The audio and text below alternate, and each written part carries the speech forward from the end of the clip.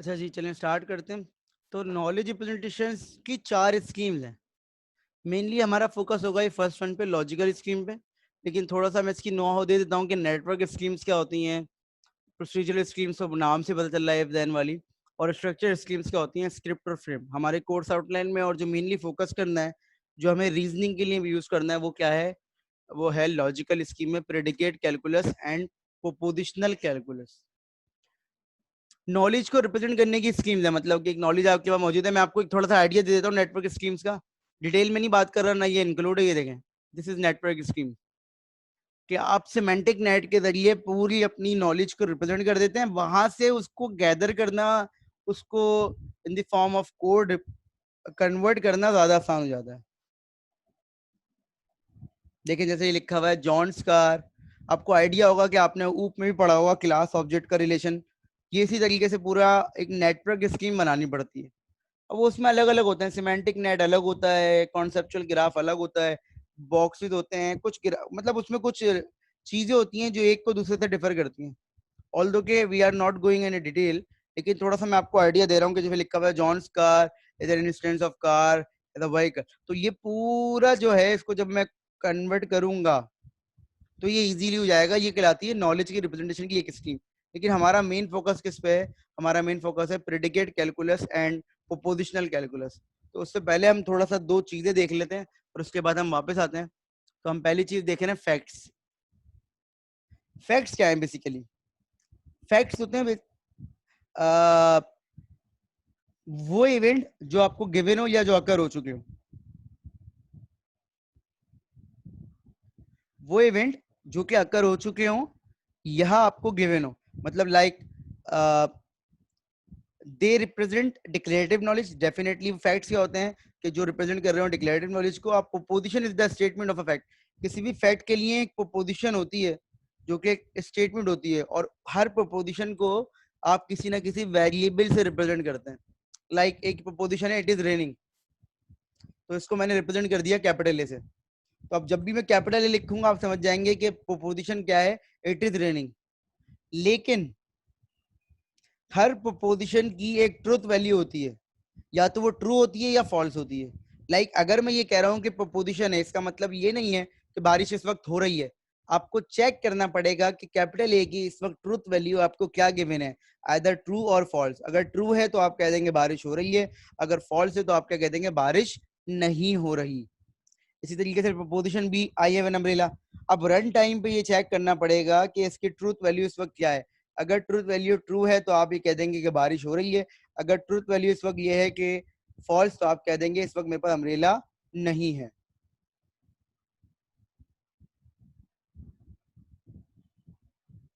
इसी तरीके से proposition C, I will go to school. Truth value अगर ट्रू होगी तो भाई स्कूल जा रहा हूँ, मतलब जाऊंगा। अगर ट्रूथ वैल्यू फॉल्स होगी तो स्कूल नहीं जाऊंगा। It totally depends. तो अब फैक्ट्स जो होते हैं वो बेसिकली उनकी कुछ टाइप्स होती हैं।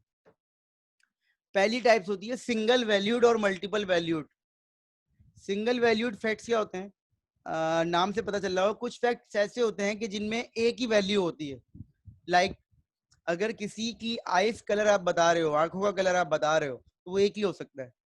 किसी की आंखों का कलर एक ही हो सकता है, लेकिन ये सिंगल वैल्यूड फैक्ट कहलाएगा। लेकिन किसी के पास गाड़ियां जो है वो एक से ज्यादा हो सकती हैं, टी शर्ट जो है वो एक से ज्यादा हो सकती हैं, शूज जो है वो एक से ज्यादा हो सकते हैं, बैग जो है वो एक से ज्यादा हो सकते हैं। तो ये मल्टीपल वैल्यूड फैक्ट कहलाता है। मतलब कि जो एट्रीब्यूट्स हैं उसकी वैल्यूज अगर एक से ज्यादा हो तो वो कहलाता है मल्टीपल वैल्यूड, और अगर एक वैल्यू हो तो वो क्या कहलाता है, सिंगल वैल्यूड। समझ में आ रही है ये बात?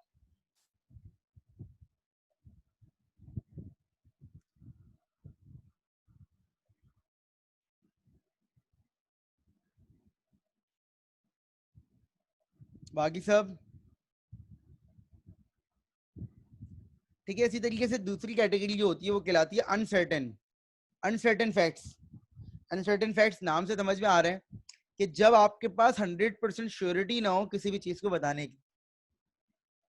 जब आपके पास 100% श्योरिटी ना हो किसी भी चीज को बताने की, तो आप कहते हैं ये अनसर्टेन फैक्ट्स हैं। लाइक किसी भी चीज को रिप्रेजेंट करने के लिए आप कोई न्यूमेरिक वैल्यू यूज कर रहे हो। आपने बोला भाई आज तो बारिश होने के चांसेस जो हैं वो 80% है, या यार तुम्हारे पास होने के चांसेस तो हैं वो 30% है। या 50% या 90% या 99। तो बेसिकली जब आप अनसर्टेन हो किसी चीज के बारे में तो वो कहलाता है अनसर्टेन फैक्ट्स।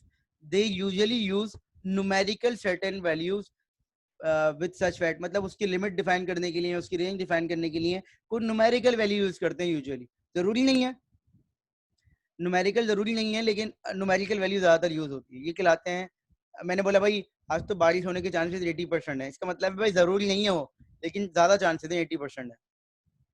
ये कहलाते हैं अनसर्टेन फैक्ट्स। अच्छा, तीसरे होते हैं फजी फैक्ट्स। तो फजी फैक्ट्स क्या होते हैं? बेसिकली फजी फैक्ट्स वो होते हैं जो एम्बिगियस होते हैं नेचर में। एम्बिगियस का मतलब क्या है?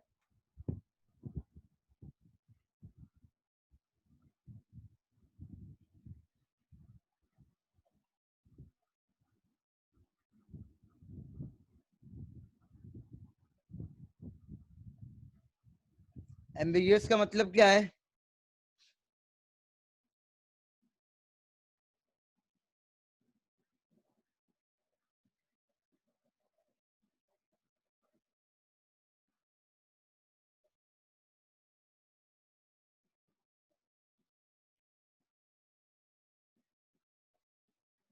और आसान अल्फाज में कोई definition? Not decided, not confirm, confusion हो जिसमें, सही है भाई, जो क्लियर ना हो। तो बेसिकली आप ये कह सकते हैं कि एक चीज को रिप्रेजेंट करने के एक से ज्यादा नाम हो सकते हैं। जैसे मैंने बोला भाई इस बुक का वेट जो है वो हैवी होगा या लाइट होगा। अब अगर आप उसके वेट को मालूम करें तो हैवी लाइट नहीं होगा, डेफिनेटली वो क्या होगा, वो 3 kg होगा या 2 kg होगा या 500 ग्राम होगा। तो आंसर जो आपने बताया है आपने उसको कैटेगरी बना दी। मतलब मैंने बोला भाई आज तो मौसम बहुत ज्यादा हॉट होगा, ये बहुत ज्यादा कोल्ड होगा, या अबव एवरेज होगा या एवरेज होगा, 4 आंसर हैं। तो बेसिकली कॉन्सेप्ट क्या है? कॉन्सेप्ट ये फजी का कि जब आपके पास नेचर जो है उसकी आंसर की एम्बिगियस हो। The book is heavy light, fuzzy represent use certain factor values to specify value. जो ट्रुथ की वैल्यू है उसको स्पेसिफाई करने के लिए सर्टेन फैक्टर्स यूज करते हैं। मैंने बोला भाई आज बारिश, बारिश नहीं, आज मौसम जो है बहुत, मैंने कहा आज मौसम जो है वो हॉट है। अब हॉट की डेफिनेशन क्या है? कितने डिग्री सेंटीग्रेड को मैं बोल रहा हूँ? या मौसम बहुत ज्यादा कूल है, तो कूल की डेफिनेशन क्या है? मैंने एक स्केल बना दिया। मैंने कहा भाई या तो तुम पास हो या फेल हो। हालांकि पास जो होता है वो 60 पे भी होता है और 99 पे भी होता है। क्लियर हो गई ये बात कि आप जब किसी चीज के लिए कुछ सर्टेन फैक्टर्स बनाते हैं वो क्या कहलाता है? फजी कहलाता है। आपने बोला भाई इस बुक का वेट जो है या तो हैवी होगा या लाइट होगा या वेरी हैवी होगा। अब ये जो है आपके पास एक से ज्यादा आंसर होगा, लेकिन ये नहीं है कि अनलिमिटेड है। एक से ज्यादा आंसर का मतलब है 3 है फिलहाल। तो डिफरेंट कैटेगरीज होती हैं।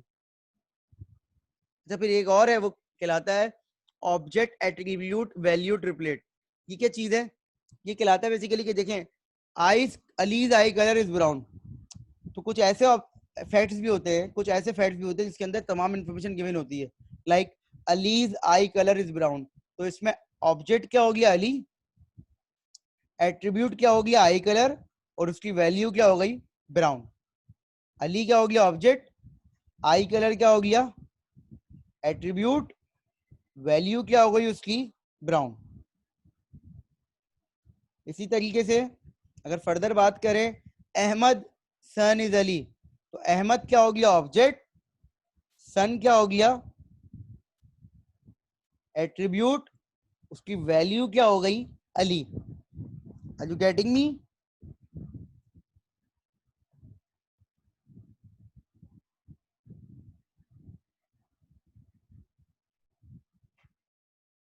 अच्छा जी, आगे बढ़ते हैं।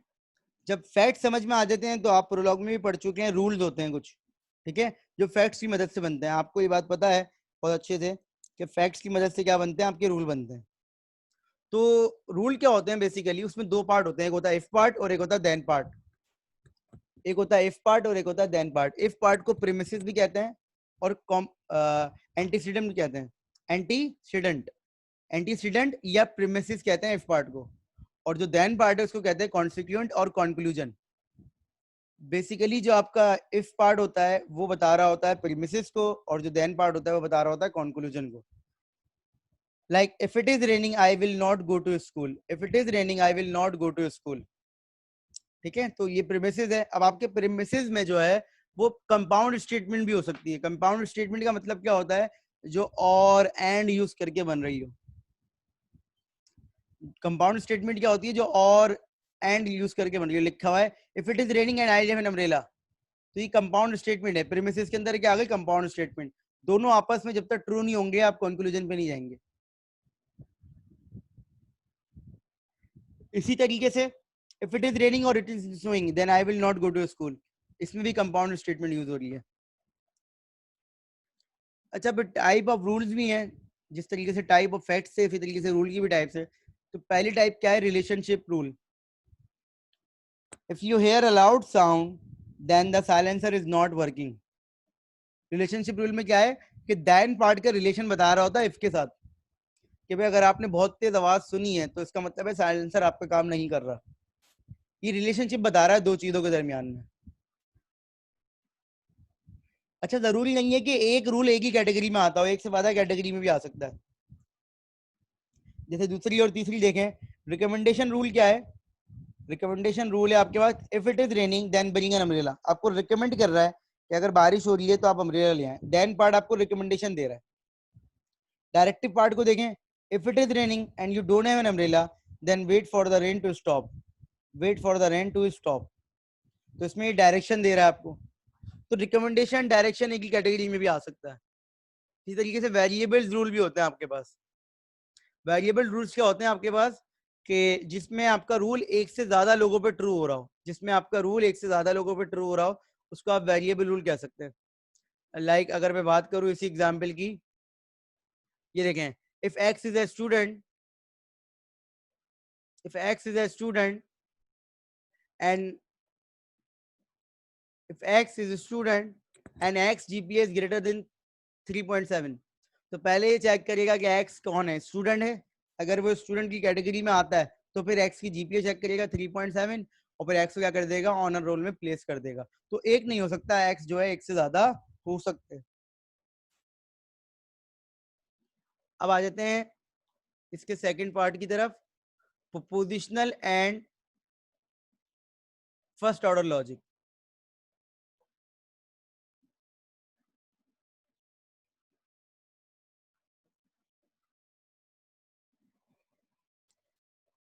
प्रोपोजिशन लॉजिक वही है जो आप डीएम में पढ़ चुके हैं, डिस्क्रीट मैथमेटिक्स में। कितने सेमेस्टर पहले पढ़ा था आप लोगों ने?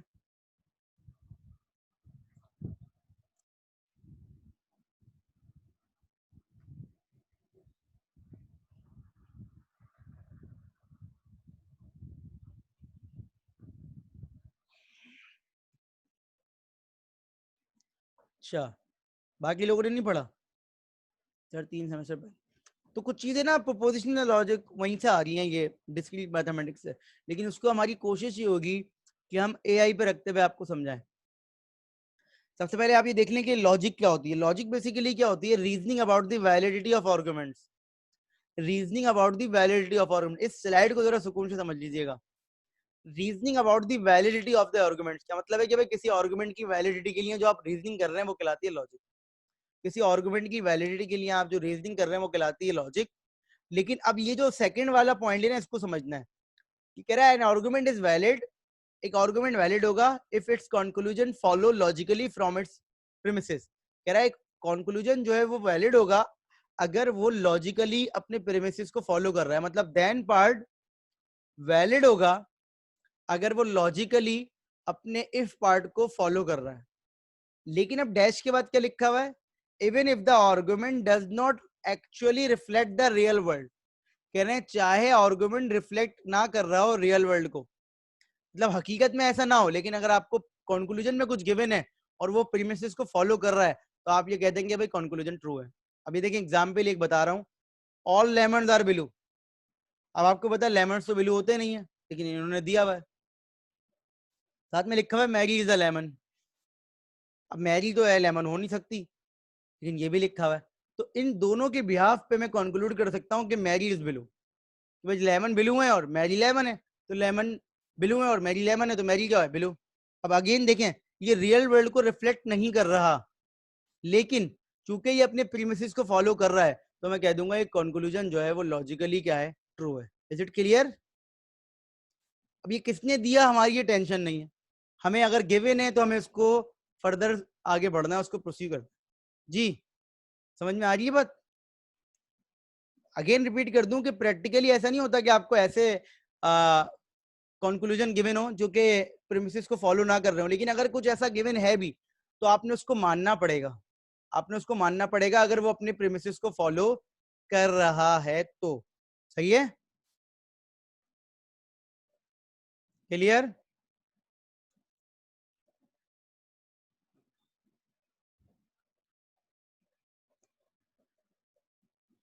अच्छा, नॉलेज को रिप्रेजेंट करने के दो तरीके हो सकते हैं, या तो प्रोपोजिशनल लॉजिक होगी या प्रेडिकेट कैलकुलस, जिसको आप फर्स्ट ऑर्डर लॉजिक भी कहते हैं।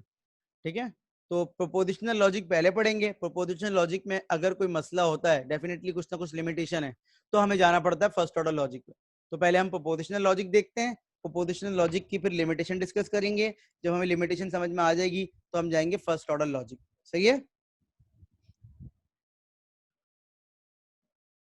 सबसे पहली बात तो ये है कि statement are sentences that claim certain thing can be true और फॉल्स।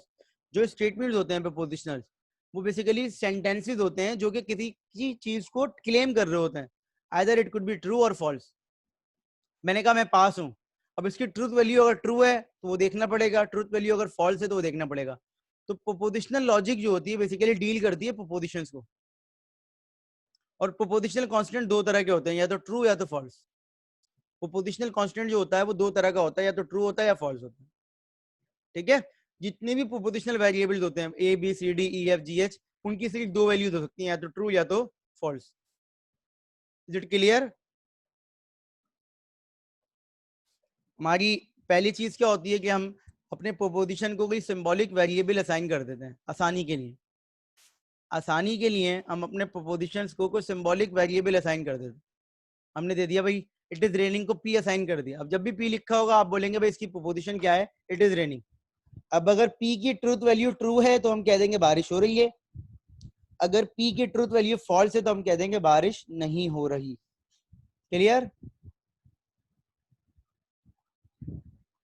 क्यों क्या दे दिया, आई कैरियन अम्ब्रेला।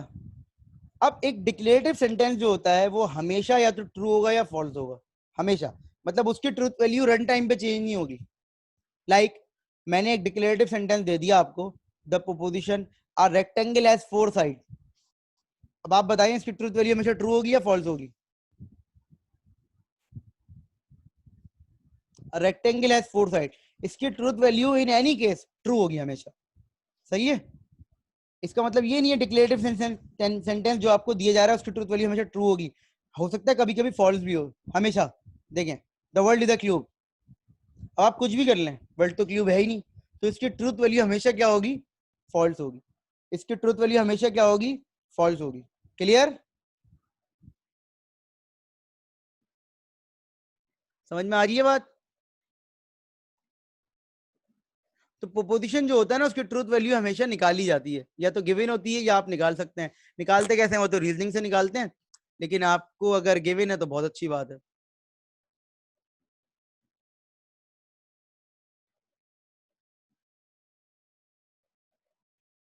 अच्छा, ये पांच कनेक्टिव्स हैं प्रोपोजिशंस के ना, ये पांच कनेक्टिव हैं।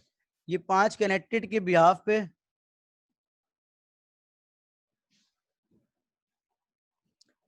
इन पांच कनेक्टिव के बिहाफ पे आप लोगों को पूरी प्रोपोजिशन समझ में आ जाएगी।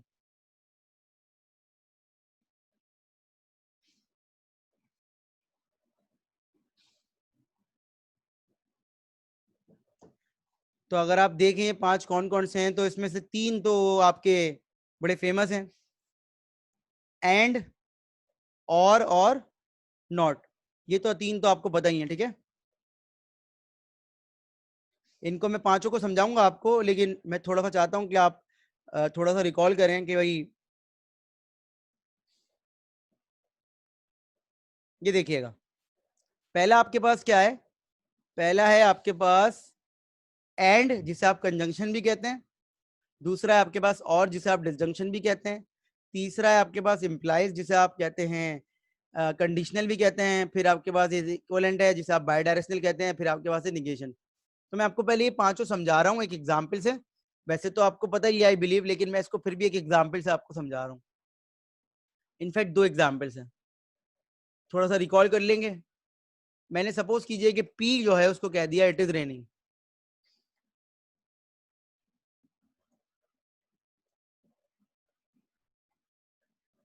और क्यू को मैंने कह दिया, क्यू को मैंने कह दिया है कि आई हैव एन अम्ब्रेला।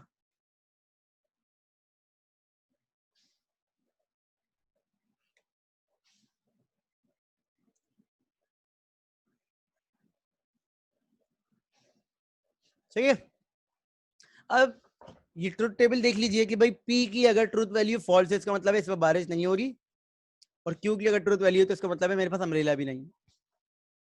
हमें उसके बिहाफ पे ये पांचों कॉम्बिनेशन समझने हैं। तो हमें तो ये बात पता है कि नेगेशन हम सबको आता है, ऐसा ही है ना, नेगेशन हम सबको आता है, पी एंड क्यू हम सबको पता है, और पी और क्यू हमें पता है, ठीक है ना।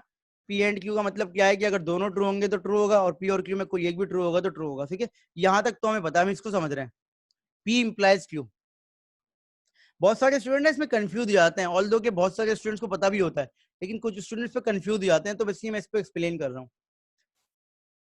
आप पी एंड क्यू को उर्दू में ये समझिए कि अगर पी ट्रू होगा तो क्यू ट्रू होगा, अगर पी ट्रू होगा तो क्यू ट्रू होगा, अगर पी ट्रू नहीं है तो क्यू की मर्जी है वो ट्रू हो या फॉल्स हो। दोबारा रिपीट कर रहा हूं, अगर पी ट्रू है तो क्यू ट्रू है, अगर पी ट्रू नहीं है तो क्यू इंडिपेंडेंट है। और आसान अल्फाज में क्यू जो है वो पी के ट्रू होने पे डिपेंडेंट है, क्यू जो है वो पी के ट्रू होने पे डिपेंडेंट है, फॉल्स पे इंडिपेंडेंट है। इसका मतलब है अगर पी ट्रू है तो क्यू भी लाजमी ट्रू होगा, अगर पी फॉल्स है तो क्यू की मर्जी है कि वो ट्रू हो या फॉल्स हो। Is it clear? अब आते हैं सबसे पहले सबसे नीचे वाले केस पे, ये देखिएगा, पी ट्रू है, भाई बारिश हो रही है, मेरे पास अम्ब्रेला भी है, सही है, बिल्कुल ट्रू हो गया। सही है, आखिरी वाला समझ में आ गया, ये समझ में आ गया आपके, बारिश हो रही है और मेरे पास अम्ब्रेला भी है, सही बात है बिल्कुल। पहले वाला देख लें, बारिश नहीं हो रही, मेरे पास अम्ब्रेला भी नहीं है, भाई पी फॉल्स है, क्यू की मर्जी है वो फॉल्स हो ट्रू हो, तो यहाँ पर ट्रू आ गया, बिल्कुल सही है कि पी इम्प्लाइज क्यू की कंडीशन क्या हो रही है, इस वक्त ट्रू हो रही है। थर्ड वाला देखें, सेकंड वाला देखें, पी फॉल्स है, बारिश नहीं हो रही, लेकिन मेरे पास अम्ब्रेला है, बारिश नहीं हो रही लेकिन मेरे पास अम्ब्रेला है, कंडीशन क्या कहती है, ऐसा हो सकता है। क्यों हो सकता है? कि क्यू जो है, क्यू जो है वो पी के ट्रू होने पे डिपेंडेंट है, फॉल्स होने पे इंडिपेंडेंट है। Is it clear? क्यू जो है वो पी के फॉल्स होने पे डिपेंडेंट नहीं है, ट्रू होने पे डिपेंडेंट है। तो हो सकता है भाई बारिश नहीं हो रही, मेरे पास अम्ब्रेला है, तो हो सकता है मैंने धूप की वजह से ली भी हो।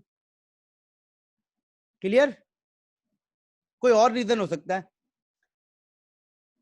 थर्ड वाला देख लें, बारिश हो रही है, P is equal to true, लेकिन क्यू क्या है, फॉल्स। ऐसा नहीं हो सकता, पी इंप्लाइज क्यू में ऐसा नहीं हो सकता कि अगर पी ट्रू और क्यू फॉल्स हो जाए। तो देखिए यहाँ क्या लिखा हुआ है, फॉल्स लिखा हुआ है। चारों समझ में आए?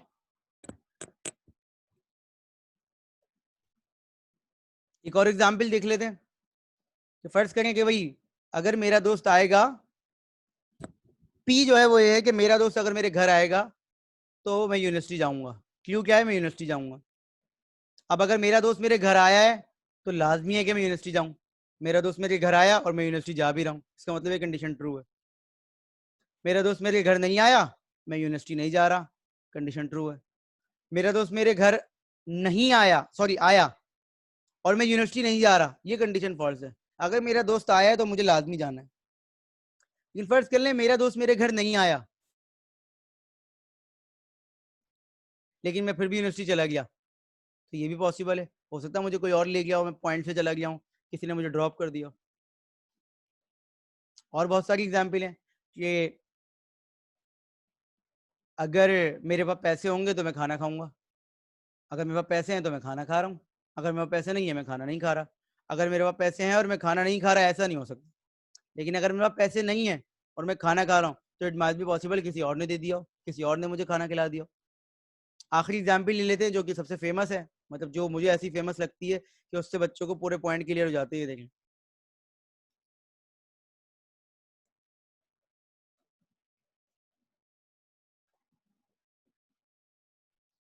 जी समझ में आई? अगर एक नंबर प्राइम है तो वो लाजमी है कि ऑड होगा, अगर एक नंबर प्राइम है तो वो लाजमी है कि वो ऑड होगा, सही है। फर्ज करिए हम लोग नंबर पिक कर लेते हैं एक्स की जगह पे, एक्स की जगह पे हम नंबर पिक कर लेते हैं।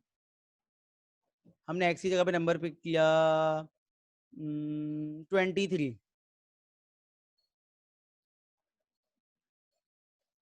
कंडीशन ट्रू हो रही है, प्राइम है, प्राइम है ना, बताएं ऑड भी है, ऑड भी है, इसका मतलब ये कंडीशन भी ट्रू हो रही है, ये कंडीशन भी ट्रू हो रही है। कौन सा वाला केस है, पहला दूसरा तीसरा चौथा, कौन सा केस है? पहला दूसरा लास्ट वाला, ठीक है। तो यहाँ पर ट्रू हो गया, ये ओवरऑल भी ट्रू हो गया, ये पूरा बॉक्स ओवरऑल भी ट्रू हो गया। एक मिनट बेटा मैं बता रहा हूँ, आप 3 से स्टार्ट कर लें बुशरा, ठीक है, आप 3 से स्टार्ट कर लें प्राइम के लिए, ठीक है। आगे बढ़ते हैं, अब हम ले लेते हैं फर्स्ट केस।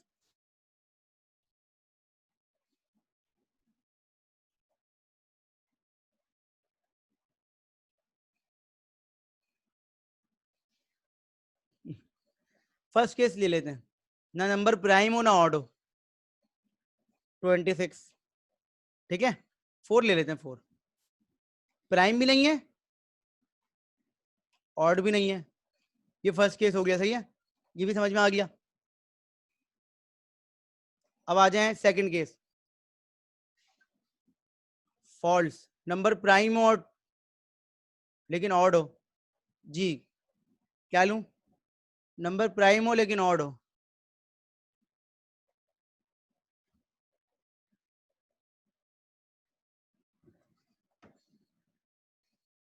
11, नंबर प्राइम नहीं हो लेकिन ऑड हो, 11 तो प्राइम है, 9 ले लेते हैं, 9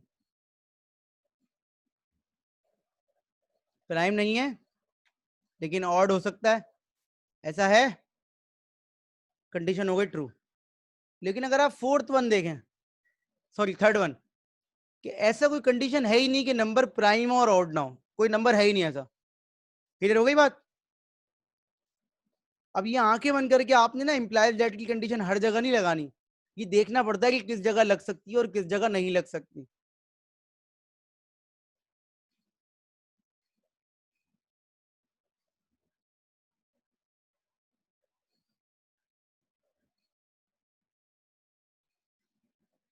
बेटा जब हम इस तरह की चीजें पढ़ रहे होते हैं ना बुशरा, तो मैंने अभी आपको थोड़ी देर पहले भी ये बात बोली थी,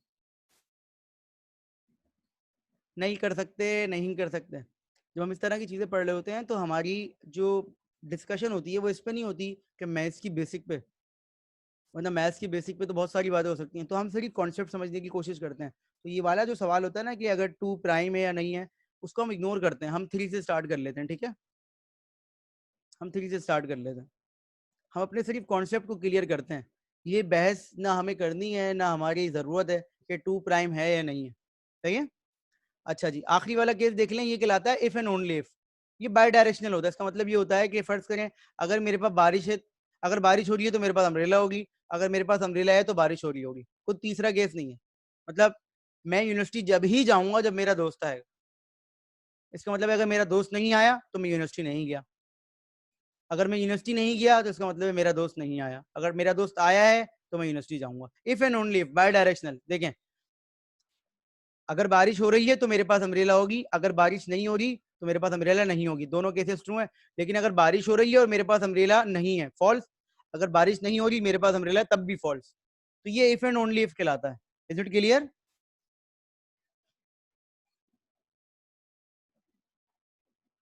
क्लियर हो गया ये?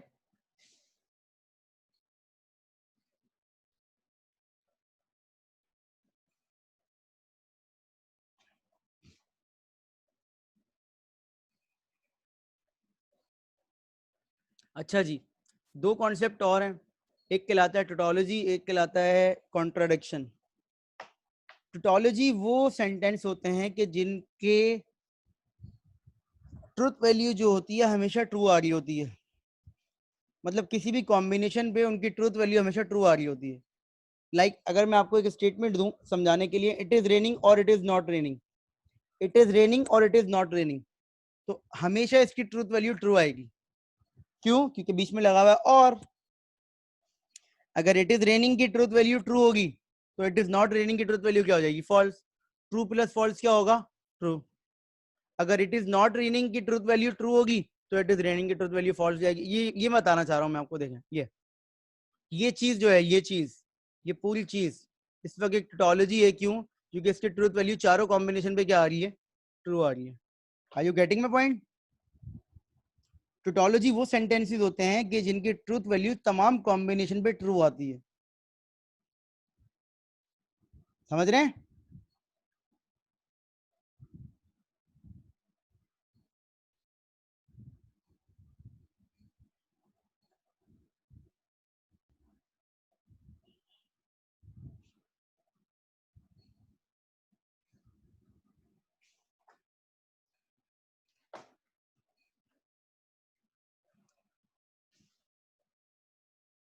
टोटोलॉजी वो सेंटेंसेस होते हैं कि जिसकी ट्रूथ वैल्यू हमेशा ट्रू आ रही होती है हर कॉम्बिनेशन पे। तो वो चेक करना पड़ता है। आपसे कहा जाए कि बताइए कि ये टोटोलॉजी है या नहीं है, तो आप ये कह देंगे भाई कि इसकी ट्रूथ वैल्यू हमेशा क्या है? ट्रू है। मैं चेक कर लेता हूँ। इसकी ट्रूथ वैल्यू हमेशा ट्रू है, मैं चेक कर लेता हूँ। तो देखिए जब पी और क्यू और not P and not Q, जब इसके सारे कॉम्बिनेशन ट्राई किए तो ये टोटोलॉजी था। तो जरा जल्दी से बताइए टोटोलॉजी है या नहीं है? ये पूरा जो सेंटेंस आपके सामने लिखा हुआ है ये टोटोलॉजी है या नहीं है? तो इसका ट्रूथ टेबल आपको बनाना पड़ेगा। ये देखिएगा, P Q P implies Q, Q implies P, और मैं आखिरी वाले को कह रहा हूँ एक्स। ये पूरा जो है इसको एक्स कह रहा हूँ।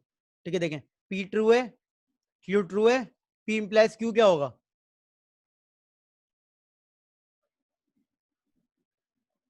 पी इम्प्लाइज क्यू क्या होगा? ट्रू। और क्यू इम्प्लाइज पी क्या होगा? ट्रू। और दोनों को ट्रू ट्रू और कर लिया आपस में, तो ये भी क्या हो गया? ट्रू हो गया। ठीक है। इसी तरीके से पी को ले लेते हैं ट्रू और क्यू को ले लेते हैं फॉल्स। तो बताएं यहाँ क्या आएगा? यहाँ पर फॉल्स आएगा बेटा, फॉल्स आएगा, फॉल्स। पी ट्रू और क्यू फॉल्स है, ऐसा हो नहीं सकता। और यहाँ क्या आएगा? क्यू फॉल्स है, पी ट्रू है, तो यहाँ पर क्या आ जाएगा? ट्रू। इसको वेरीफाई कर लीजिएगा। ये भी ट्रू आ गया, दोनों में और है, इसमें और इसमें और है। अब आ जाए यहाँ पर एफ आ गया, यहाँ पर क्या आ गया? ट्रू। तो ये हो गया ट्रू, ये हो गया फॉल्स, और ये क्या हो गया? ट्रू। इसी तरीके से दोनों क्या है? फॉल्स। तो ये हो गया ट्रू, ये भी हो गया ट्रू, ये भी हो गया ट्रू। तो देखिए टोटोलॉजी सही है ये, क्योंकि इसके चारों आंसर क्या आ रहे हैं? ट्रू आ रहे हैं, तो ये टोटोलॉजी कहलाती है। कॉन्ट्रडिक्शन क्या कहलाता है? कॉन्ट्रडिक्शन कहलाता है वो स्टेटमेंट कि जिसके तमाम आंसर हमेशा क्या आ रहे हो? फॉल्स आ रहे हो, वो कहलाता है कॉन्ट्रडिक्शन। ये देखें, an inconsistent sentence or contradiction is a sentence that is falls under all interpretation. The world is never like what is described as it is raining and it is not raining. बेटा tautology वो है कि जिसके तमाम combination true आ रहे हो, contradiction वो है जिसके तमाम कॉम्बिनेशन फॉल्स आंसर कर रहे हैं। हर सेंटेंस का एक कॉम्बिनेशन होता है ना आखिर में, उसकी बात कर रहा हूँ कि कॉम्बिनेशन दिया जाए और आपसे पूछा जाए बताइए टोटोलॉजी या नहीं है, तो आप उसके ट्रूथ टेबल बनाइए, उसके तमाम कॉम्बिनेशन चेक कीजिए।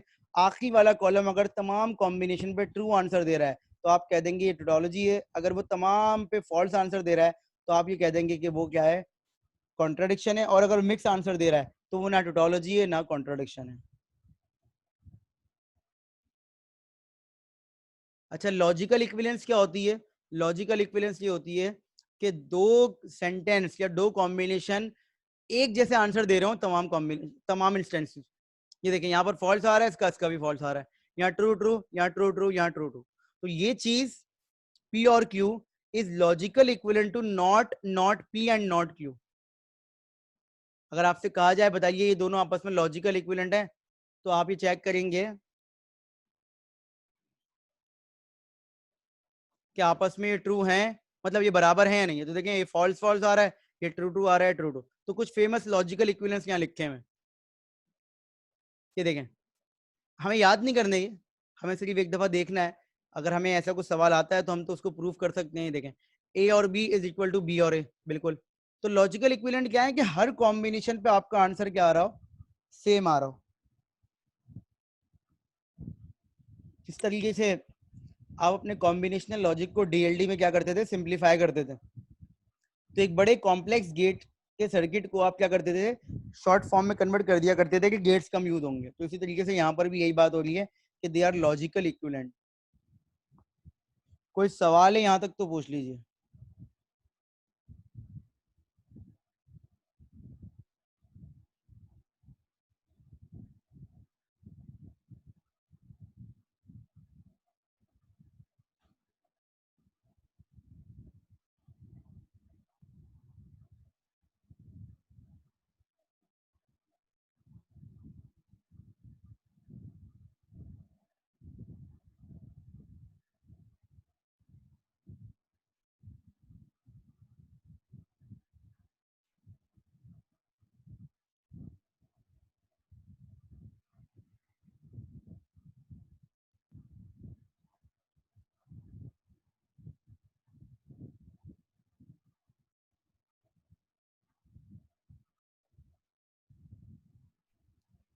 बेटा लॉजिकल इक्विवेलेंट वो होता है बुशरा कि जब दो चीजें आपस में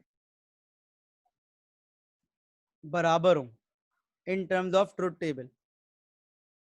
लॉजिकल इक्विवेलेंट वो होता है जब दो चीजें आपस में क्या हो, in terms of truth table बराबर हो। तो ये सारे लॉजिकल इक्विवेलेंट है। सही। कोई और सवाल है किसी का?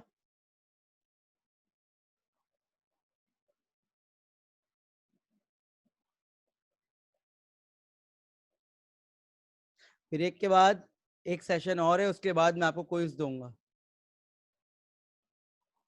कंस्ट्रेंट सेटिस्फेक्शन प्रॉब्लम से आपका क्विज होगा आखिरी। तो आपके 4 क्विज और 3 असाइनमेंट हो जाएंगे।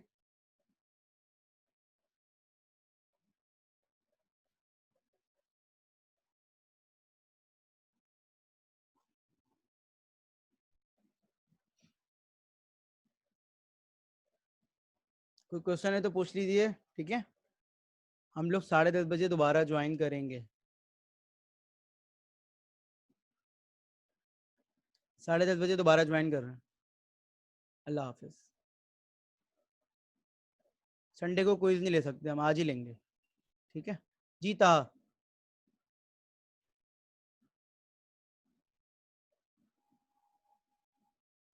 ता मीटिंग एंड हो रही है, तुम्हें कोई काम है तो मुझसे ऐसे ही पूछ लेना, मैसेज पे कर दो, ठीक है।